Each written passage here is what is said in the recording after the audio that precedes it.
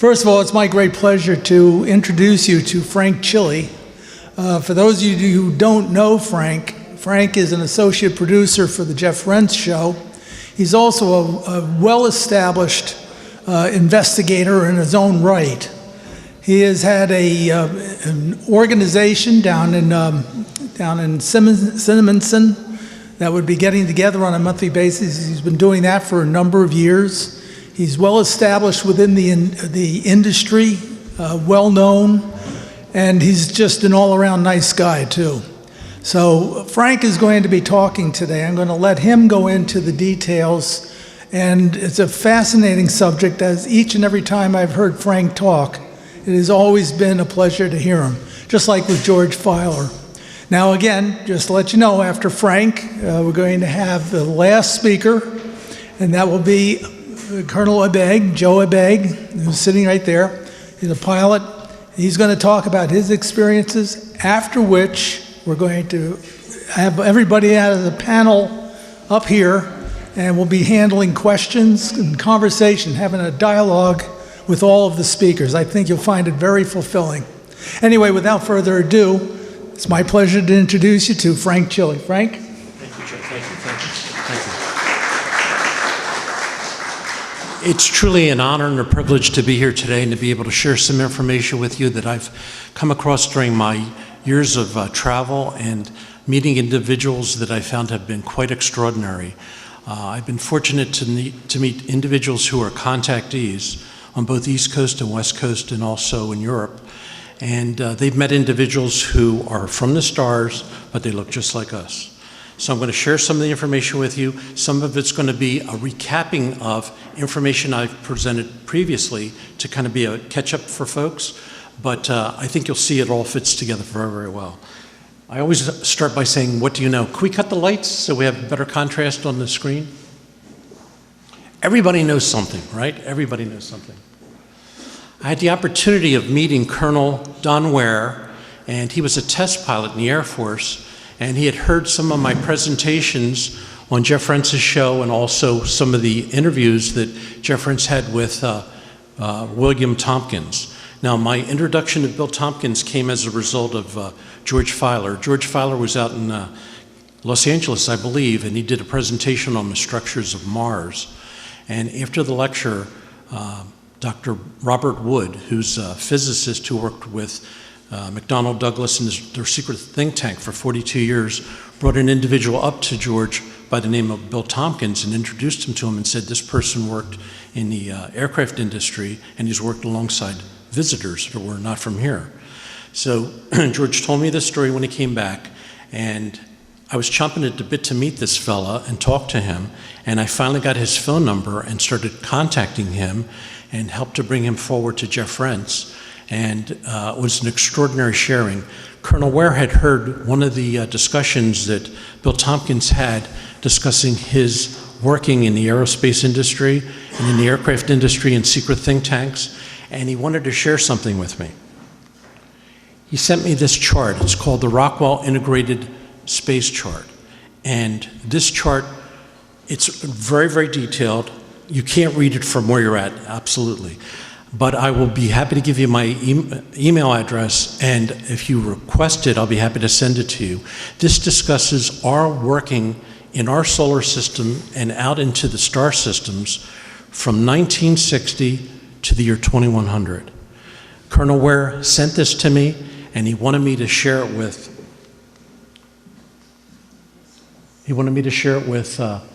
Bill Tompkins, first of all, and he wanted me to share it with Dr. Bob Wood and Michael Sala. When I saw this chart, I was blown away by it because it talked about going out into our galaxy and achieving things, and it talked about the types of craft that were needed to do it and the timeline for it and how it would be achieved. I called Colonel Ware after I received it, and I said, Colonel Ware, I thought we were maybe 75, 100 years ahead of what the public knows. He said, no, we're 1,500 years above what the public knows. I said, 1,500 years? He said, the information that they had access to in these secret think tanks is far above what the public is aware of. So I called Bill Tompkins, and I said, Bill, I have this chart. Colonel Ware wants me to give it to you. He said, are they releasing this now? I said, he gave it to me and he wants me to give it to you and Dr. Bob Wood and Michael Sala. And I said, Bill, I thought we were only 75 years or 100 years above what everybody knows. He said, no, we're 1,500 years above that. He said the same thing that Colonel Ware had said to me. And he said, Frank, if they're releasing this information now, it's because they're very close to disclosure. This chart that Bill, that I gave a copy to, he started this chart in 1952 at Douglas Aircraft in their secret think tank. Now, Dr. Bob Wood was a member of the secret think tank at Douglas, but he didn't know that there was an inner sanctum in that think tank where where Bill Tompkins was working with other individuals on secret programs. And I'm going to give a synopsis of Bill Tompkins. He wrote a book called Selected by Extraterrestrials. He said he was one of 500 individuals who were brought to the planet Earth to advanced technology and advanced awareness regarding we're part of an expansive cosmic family. And he worked in think tanks for Grumman, for Rockwell, for Lockheed, for McDonnell Douglas. And he said wherever he worked, there were 2 Nordic women who were part of his team of advancing technology. And he said the 2 women looked just like Earth women. He said they were absolutely beautiful women. And he said there was always one male, one space man who was there to basically protect the women. And they would give him inspiration in his work to design the things that he designed for what the Navy is using for solar warden and off-planet activities. I know it's pretty wild stuff. It's again Dr. Bob Wood here on the left and Michael Sala on the right. Bill started as a young person. He's got a photographic memory. His father took him out into Long Beach Harbor in a boat, and he started noticing craft there, noticed boats, and he made mental images and made some drawings, and he went back home and built the boats that he saw out of balsa wood. And he took it to a hobby store in Long Beach, and they were on the display window, and 2 naval officers happened to walk by this hobby store, and they wanted to know who built those models, because those models had things on there, details on there, that the public was not supposed to be aware of. So the hobby shop owner told the 2 military officers that it was William Tompkins. So he gave them the address, they went to the house. Bill's father answered the door. Bill's only about maybe 15 years of age. The father said, it's not me, it's my son. They said, we want to talk to your son. They discovered that his son had a photographic memory, that he had attentiveness to detail, and could visualize how things needed to be put together in a way that most people can't. So they approached his mother and father and said, we want to bring your son into the Navy for special programs. And the father and mother agreed to it, but they said he cannot serve in any active duty, and when the war ends, he is to be released, and he doesn't have to have any further military career. So Bill was brought on. He went to naval school. He only had a high school education, and they put him into a program where, here's Bill Tompkins in a 1943 photo. He worked with Admiral Rico Botta, who reported directly to James Forrestal, on a program that they had with German operatives during the Second World War that would be rotated from Germany back to the United States. And this is a copy of his mission to disseminate naval aircraft research and design information that was coming from these German operatives that were being brought over from Europe. And they were taken to North Island, this is in San Diego. And their facility, this was taken like 1939, 1940, it looks futuristic, doesn't it? These operatives would be brought in and they would tell Admiral Botta and 2 captains, and Bill Tompkins would be there, about the German technology that nobody knew about. And their purpose was to create packets of information that Bill Tompkins wound up bringing out to colleges and universities and businesses to back engineer this, okay? And the Germans had saucer technology, okay? These operatives were coming back talking about things that nobody knew existed. And Bill would be able to tap into what their experiences were and create designs, create ideas of things that were going to be put into these packets. And if I could go back, these typists were the ones that put together the packets based upon the breakdown of information from these German operatives. And from these meetings, the Navy started Area 51 in 1943, okay? And it was an underground facility originally. It's phenomenal what came out of these packets. Bill told me that he had to bring these to universities and to colleges around the world, around the United States, and tell them to start working on this technology and back engineer it. He was dealing with PhDs, and they're asking Bill about things that they had no awareness of because our physics didn't represent the knowledge at that time what these German operatives were bringing over, okay? So anyway, he worked on that program until the end of the war, and then he started working at McDonnell Douglas. He was brought into Douglas Aircraft, okay? And he worked at this secret think tank for probably about 5 or 6 years, and then would go from one secret think tank to another. And wherever he went, these 2 Nordic women would go with him, and they would basically communicate with him telepathically, and there would always be this one male star being that would accompany them just for his protection. He said the Nordic women that he worked with that were not from here looked very much like this photograph. This is a photograph of a woman by the name of Maria Orsic. She was a clairvoyant in Germany during the Second World War that had the ability of being able to communicate with star beings, and the German government was trying to get her to work with them to give technology, and she wasn't giving any technology to the Germans. The Germans were getting the technology from other visitors that were not from here, okay? But he told me, he said, the primary woman that he worked with looked a lot like Maria Orsic. Now, after I started talking to Bill Tompkins, Bob Wood told me, and Bob Wood is the editor of his books. There's 2 books out. The first one is Selected by Extraterrestrials, Volume 1, and the second one came out last year. Bill Tompkins is no longer with us. He passed in 2017. But he told Bob Wood, he said, I want Frank to have a copy of a program that I worked on in 1954. And I know this is very dark to see this, but it's Douglas Aircraft on propulsion systems that they were examining in the 50s, okay? And some of the programs that they were dealing with is anti-gravity, ionic propulsion, light propulsion. I mean, this is in the early 50s that these guys are working on this stuff. And the copy he sent me, it was a ream of paper, 500 pages, and it had Bill's name on it. It was his personal copy, and the notes that he made regarding the different types of propulsion systems that they were examining in the early 50s at Douglas Aircraft, okay? This goes into more detail. This is one of the craft that he designed, which is being used by the Navy off-planet. It's a battle cruiser. He designed this in 1954. The Navy has been off-planet for a long time, okay? The technology that they have is very, very advanced.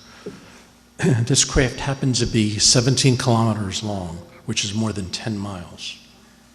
It's hard to wrap your head around some of these concepts. This is another one of his designs when he was at McDonnell Douglas. All these things were built. These are some of Bill's designs that are being used out off of our planet right now. The scale of these are unbelievable. I would ask Bill, I said, Bill, when you designed these things, how were you seeing it? Were you seeing it holographically when the Nordic women would transfer this information to you? He said, I would have a flash of light in my mind, and he said, I saw things at a very detailed level. He said it was more detailed than a hologram. He said, I was seeing it at the circuit level. And he designed these craft. This was one of the last designs he worked on. This craft here had the ability of being able to lift off of this end and lift off of this end, and this is about 17 kilometers long. It's absolutely unbelievable stuff. I found this image on the internet, and it's one of the first solar Warden craft, the USS Hillenkoetter, and Hillenkoetter was the first CIA director. And When I showed Bill this image, okay, this is an aircraft carrier, okay? When I showed him these doors there, those openings in the craft, he told me what's inside those doors. He knew all the details inside of it. It was absolutely unbelievable. He was one of the most brilliant people I've ever met. This is skipping ahead, unfortunately. Yeah, this skipped ahead several slides. This is the back cover of the newest volume, and it's volume 2, was put together by Dr. Bob Wood, and it was based upon the detailed notes that Bill Tompkins had left behind. Okay, he's working on volume 3 now, and it's based upon 54 hours of interviews that Bill Tompkins had with Jeff Rense on Jeff Rense's program, and all 54 and a half hours are archived on Jeff Rense's website, rense.com, so you can go there and listen to them. So volume 3 is going to have information that's never been printed before that Dr. Wood's going to print and make available to the public for the first time in print. This was the admiral that gave Bill the green light to publish the information about his secret work in the secret think tank for the Navy. And Admiral Hugh Webster was in charge of the Pacific Fleet Surface Naval Group. And he met with him, and Bob Wood, Dr. Bob Wood, met with Hugh Webster, and he said, can I reveal the information that I've been part of with the Navy? And he said, you can. And he said, I want to reveal everything. And I said to Bill, I said, Bill, are they giving you any restrictions at all on sharing what you're sharing? He said, no. He said, the only thing they're saying is that I cannot use the internet. He said, if you send information to me via snail mail or jump drive or something like that, he says, I can get it, or I would send it to Bob Wood, and Bob Wood would bring a jump drive over and share it with Bill. I said, Bill, if that's the only thing they're saying is you can't use email, abide by that, honor that. They're letting you talk about all this other stuff. So I said to Bill, I said, Bill, where are the craft being made in this country? And he said, they're being made in Utah. This is the Wasatch Mountains in Utah. Below it here is Salt Lake City.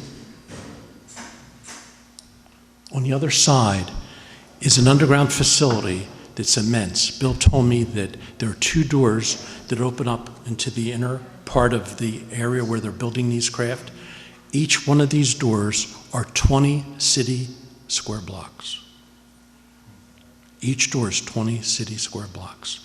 He said they open up, and he said all the surface, the plant life and everything is not disturbed. It opens up slowly, and the craft could go out and come back in. And he said, then it closes up again. He said nobody would ever know the difference. And he said there's 30,000 people out there working on these craft, okay? And there's also being built off planet. Okay, Solar Warden Starcraft groups. Tompkins said that the first 6 Solar Warden groups built utilized anti-gravity as propulsion and could travel from the Earth to the center of our galaxy in 45 minutes. In 45 minutes. He told me the next 3 battle groups that they were building, or the next 3 Solar Warden groups, would be using faster-than-light propulsion system, thought propulsion.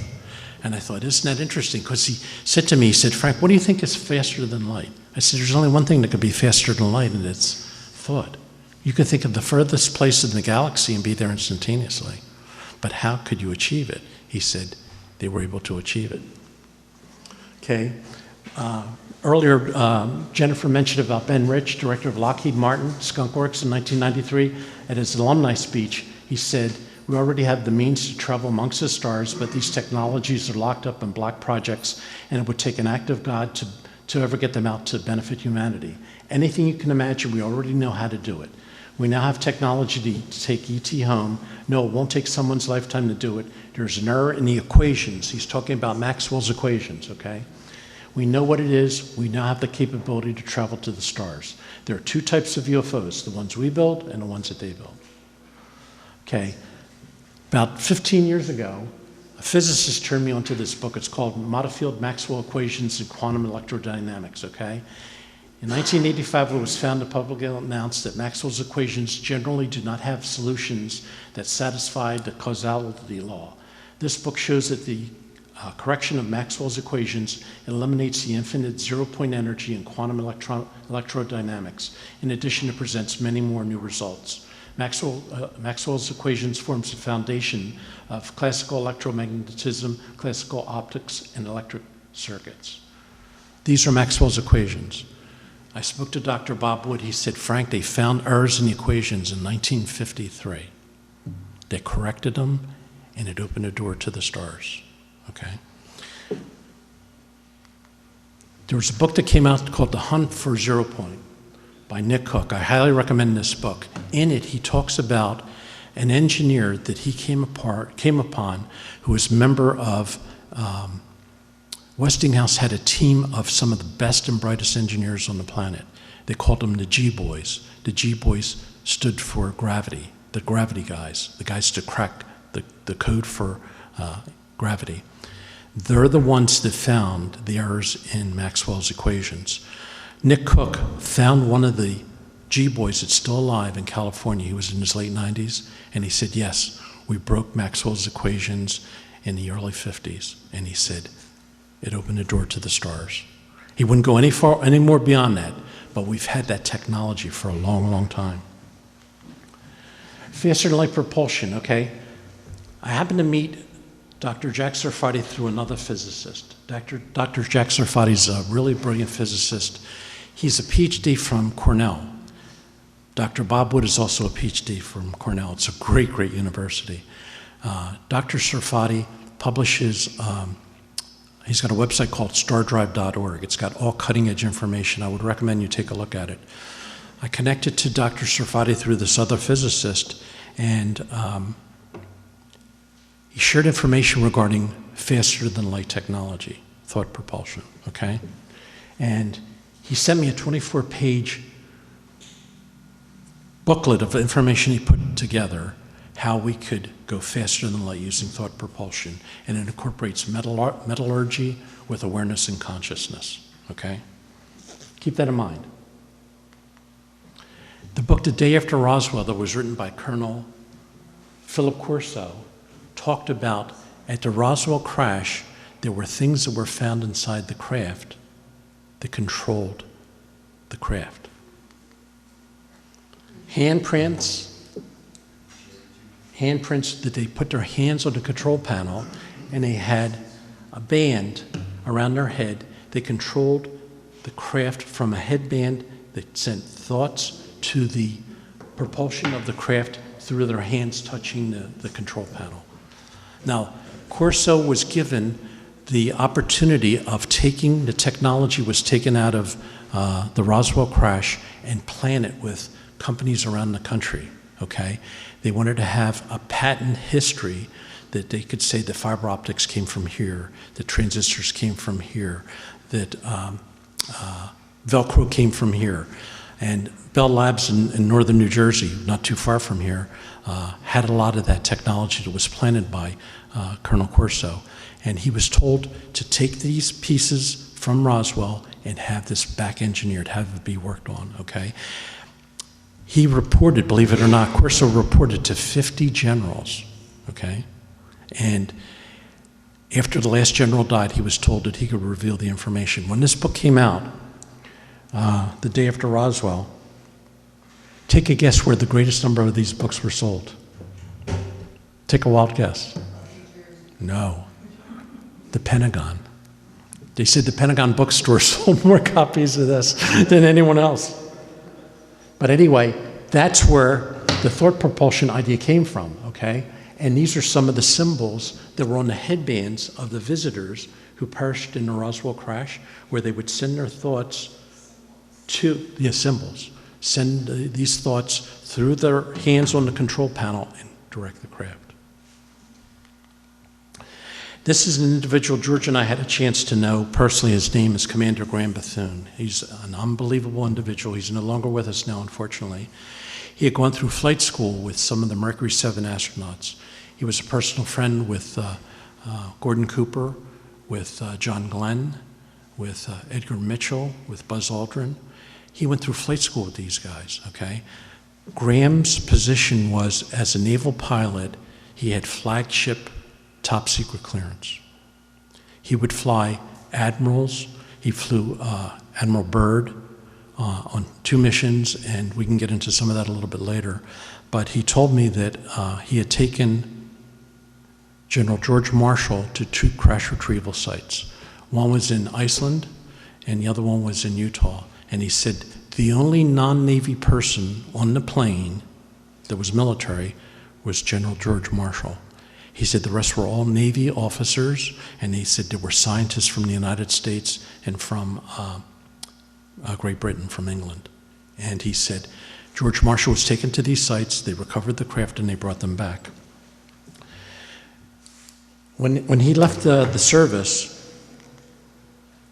he was part of the disclosure program. Stephen Greer spoke to him, and he spoke at the press club in Washington, D.C., talking about his experiences. When he was in the Navy, he had an experience coming back from Iceland over Newfoundland to the East Coast, and he saw craft 300 feet in diameter, and it was written about in Project Blue Book. Graham maintained a close connection to Admiral Delbert Forney. I recommend you look up this guy's background.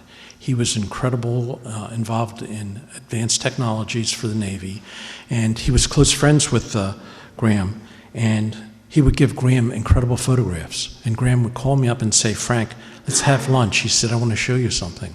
And he would take his briefcase and take things out of his briefcase and share things with me. Some incredible stuff. This is a very controversial photograph. Graham, we had lunch in New Hope, and it was on a winter day, and the restaurant was empty, and I'm glad it was empty because he was sharing things with me that were quite unbelievable. This is a photograph that he took out of his briefcase. It was on very heavy paper, almost like cardboard. And if you see along the side, it says official Navy photograph. If you flip it over, it says on the back, top secret, eyes only, U.S. Navy, 1955, okay? He showed this to me. The craft were landing on carriers, and there would be meetings going on, okay? Graham had already left us, he had already passed, and I mentioned to Bill Tompkins about this photograph. He said, "Frank, they're true occurrences." He said, star visitors would land on our aircraft carriers, and he said they would have meetings out at sea, away from eyes, okay? And he told me that when I told him about the photograph, and I sent the photograph to him, he said, "See this here?" He said, "You know how those operate?" He said, "They fold up underneath the ship when the ship takes off, and when the ship lands, it opens up again." He said, "So there's no seams at all for the craft, for the landing craft." And he was telling me about this stuff and going into all this detail, and he said, "That's the only photograph that I've ever seen where you could see that that's how they do it. It just folds up underneath the ship." Well, this created a bit of a controversy because when I had Bill on Jeff Rentz's program, Jeff showed this photograph, and the photograph was found to have been doctored. The photograph actually showed the carrier, but in the original photograph, it didn't show the craft on top of it.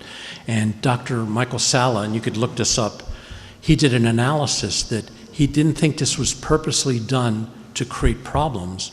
He feels that the Navy was utilizing Admiral Forney and Graham Bethune to get this photograph out into the public, to get the public to think that we do have connections to the stars, okay? Even though it was found that this photograph was not authentically taken, okay? But when I learned this, I thought to myself, Admiral Forney gave this to Graham Bethune shared it with me. There was no other in that series of command, and Graham had already passed. And I thought to myself, isn't that interesting? But it also made me wonder about some of the other photographs he had shared with me. He showed me one of a crash retrieval in Utah that he took General Marshall out on that was 100 feet in diameter, and it was the color of charcoal. And it had a slight indentation from hitting the rocks. And in the photograph, you could see 4 Navy personnel lifting up the craft. It was like light as a feather. Unbelievable. So anyway, Admiral Wilson and Dr. Eric Davis leaked UFO documents and corporate reverse engineering of alien technology. This occurred a couple years ago. I don't know how many of you people are familiar with this. This is really extraordinary. Leaked to the internet, April 2019. 15 transcript and summary documents of Admiral Wilson and Dr. Davis's 2002 conversation.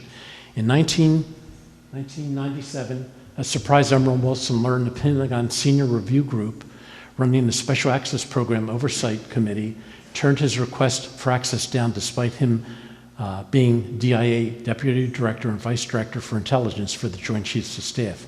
This is very telling about the power of corporations when it comes to who is really in charge of the research and development of extraterrestrial-related technologies.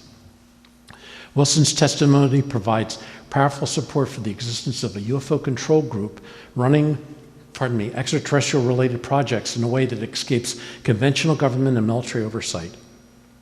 Leaked documents going back to September 1947 have referred to this control group as Operation Majestic 12, Magic 12, MD 12. It's possible that Wilson was aware of military-run space programs, but simply had not been briefed about the specific reverse engineering program that was being run by corporate contractors for unknown purposes, one of which involved a corporate-run secret space program. Bill Tompkins told me that when he would be given projects to create these off-world vessels, he would always say, well, what about the budget? What's the budget for this? And he said, don't worry about budget. Whatever the cost is, make it. So whatever designs he created, as extraordinarily expensive as they probably were, nothing was ever turned down to build. They built everything. Wilson Davis Doc's synopsis, craft and technology is not built by human hands, that is thought-controlled, directed craft. That comes out of those documents, okay? So I'm not making this up. Major corporate interests behind secrecy and back engineering technology. Tompkins told me that not only is the Navy with Solar Warden operating off-planet, but certain corporations are. And they have a vested interest to keep that secret. I came across this, I wanted to share it with you. This is a Hercules supergalaxy. It's 330 light years wide. 330 light years wide. The light travels at 7 trillion miles in 1 year. You do a calculation on 7 trillion miles in 1 year, and that's 330 million light years wide. That's a lot of neighbors out there. Much new information continues to validate the Bill Tompkins story. This is volume 2. I was privileged by Dr. Bob Wood to be given an advanced copy of it based upon Bill's notes that he set aside. There were supposed to be 6 of these printed, okay, based upon his career. His career is just absolutely amazing. There's things revealed in here that are mind-boggling.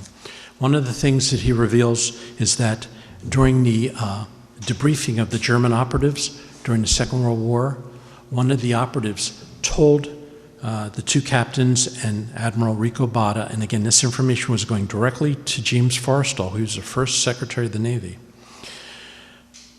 that the Germans had started moving technology out of Germany to Antarctica in 1939, July 1939, okay? One of the things Graham Bethune shared with me was at the end of the war, he said that they were patrolling the Caribbean, and it was late April, maybe early June of 1945. He said he saw 3 or 4 of the largest German submarines he's ever seen in the water. They were cruising high up, and the water was clear enough they could see the German submarines. He reported back to Pensacola what he had seen, and he said, do I have a green light to bomb them? And they said, what direction are those U-boats traveling? He says, traveling towards South America. Graham was told, do not touch them, leave them alone. And he said they were huge, huge German submarines. Now, again, it validates some of the information that's in Bill's book about how the operative said that the Germans were moving technology out of Germany towards Antarctica and building a base there. He also goes into things about Douglas Aircraft was the father of RAND Corporation. I never knew that. RAND Corporation was a direct result of the think tank that was at Douglas Aircraft. He also reveals how TRW was working on letting the public know that we're part of a cosmic family through influencing television programs and also movies about the visitors, okay? Also that TRW is probably the most secret of all the think tanks, and Bill was there for 5 years. And he said they had worked on a tablet for Solar Warden for the Navy personnel that were going to be off planet. And he said it would rejuvenate the human body. Men above the age of 35 would rejuvenate them to between 23 to 25 years of age. Bill said they accomplished that in the 60s. And he said the tablet was made available. Bill had 3 friends in the Navy who would come back to visit him once every 20 years in San Diego. They never came at the same time. They would come down and visit him. He said they never aged. They never looked to be more than 25 years of age. He said whenever they would come to visit him, the Navy would ask them, do you want to come back and live on Earth, or do you want to continue to live amongst the stars? And all 3 of them said, no, we prefer living out there. So Bill said they would visit me once every 20 years and they never aged, but he knew them when they were in the Navy. There's so much information I could go into in this book. I would recommend that you read it yourself. Bill has come up with other designs for things that he did. I'm going to share some of them with you in just a minute. This is one of the craft that he had designed that's being used upstairs. I'm sorry that I don't have a clear photograph of it. This is one of the battle cruisers, okay? These are the smaller craft that go inside of that. That's 17 kilometers long. It's 10.5 miles long. 17 kilometers long. This is a blow-up of the side of it. Look, this is what Bill did. Look at this. These are like little aprons inside the side of that battle cruiser where the smaller scout craft could go in. Yes, sir. These were actually built. They're built. They're upstairs. So, but they weren't built on Earth, they were built in space? Some of them were built in Utah, and some of them were built upstairs. This is interesting. I came across this. Somebody read Bill Tompkins' work and did an artist's rendition of how this would look in space, the battle cruisers. I mean, that's beautiful, isn't it? That could have been a Muamua as well. Yeah. What we saw as a Muamua could have literally been one of those. Yeah. Yeah. Remember, they made 6 of the groups that used anti-gravity. The next 3 that he had provided designs for were going to be using, they were using anti-gravity, and the new ones would be using thought propulsion. Isn't this beautiful? Look at that. That's an artist's rendition of Bill's work. This is, I'm sorry, again, I don't have a clear picture. These are other designs of craft that Bill had designed that were implemented out there.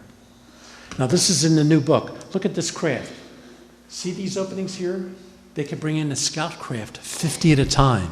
50 at a time. It's another 17, 18 kilometers long.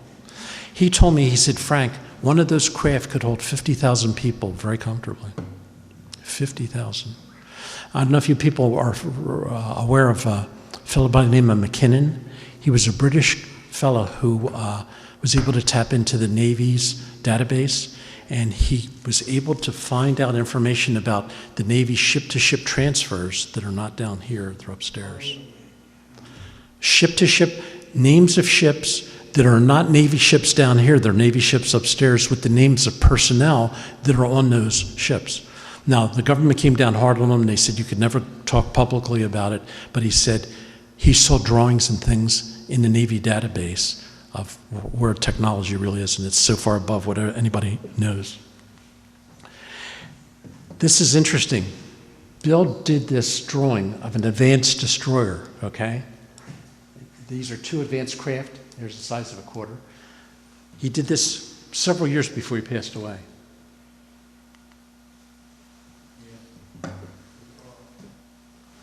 It's actually out there. Let's see. It's unbelievable.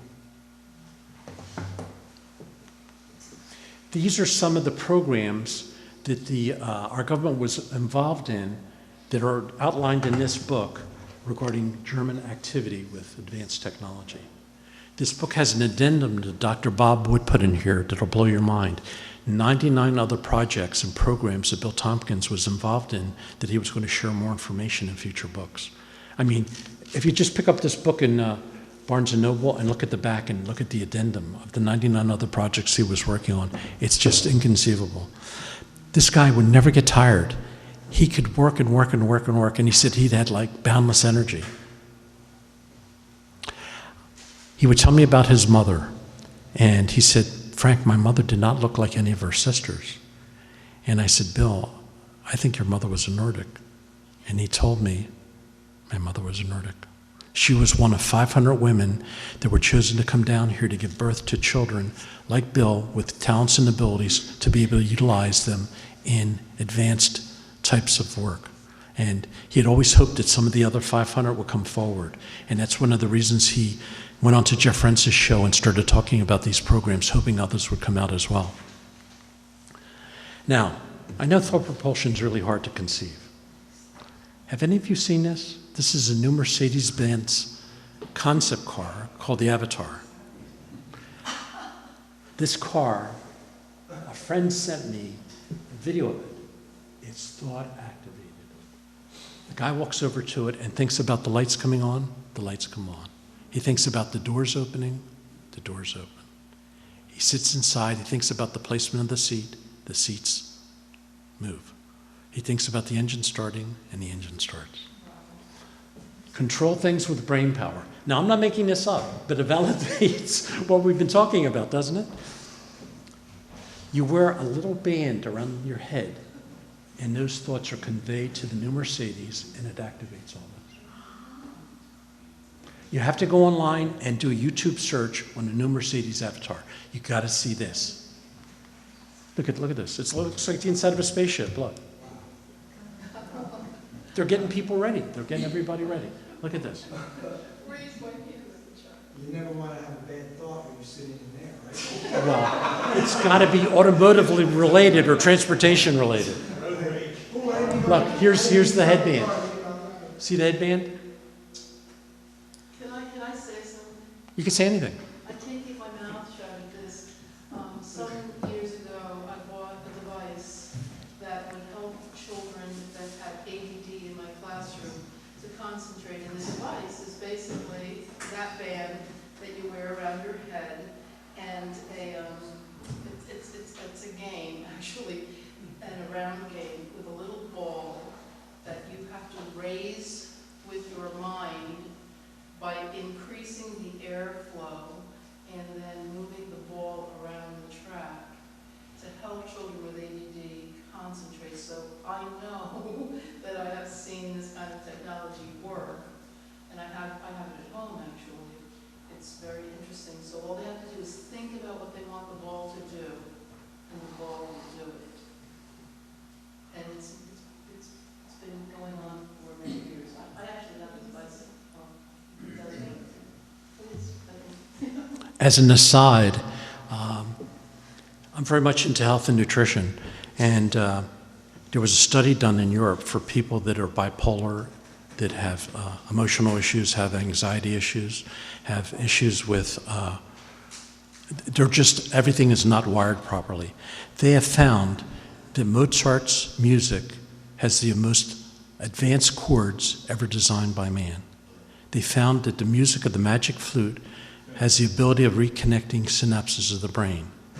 My cousin's wife works with autistic children out on the main line. She read the report. She said, Frank, it works.